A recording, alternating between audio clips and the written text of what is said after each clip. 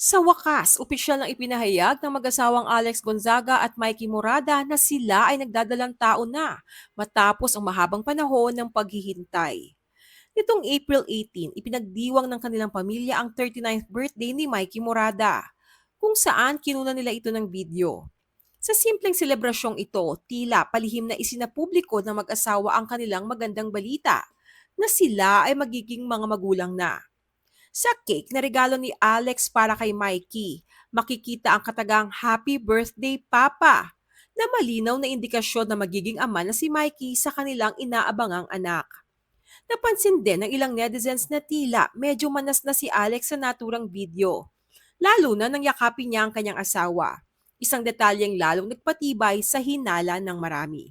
Hindi rin ito ang unang pagkakataon na tila nagbibigay ng pahiwatig ang mag-asawa tungkol sa pagbubuntis. Nitong April 5, nag-post si Alex ng silhouette photo sa kanyang Instagram, kung saan suot niya ang maluwag na damit kasabay ng simbolikong larawan ng isang puting bulaklak. Bukod dito, kumalat din ang mga larawan kung saan makikitang suot ni Alex ang kaparehong damit na isinuot ng kanyang ate na si Tony Gonzaga noong ito ay buntis pa lamang sa kanilang panganay ni Direk Paul Soriano. May posibilidad din na hindi agad hayagang inanunsyo ni na Alex at Mikey ang pagbubuntis dahil nais nilang maging maingat, lalo na't dumaan na sila sa 3 beses na miscarriage sa nakaraan. Sa kabila ng lahat, patuloy ang pagbuhos ng suporta at pagbati para sa mag-asawa. Well, please take care, Miss Alex Gonzaga, and happy 39th birthday, Mr. Mikey Morada.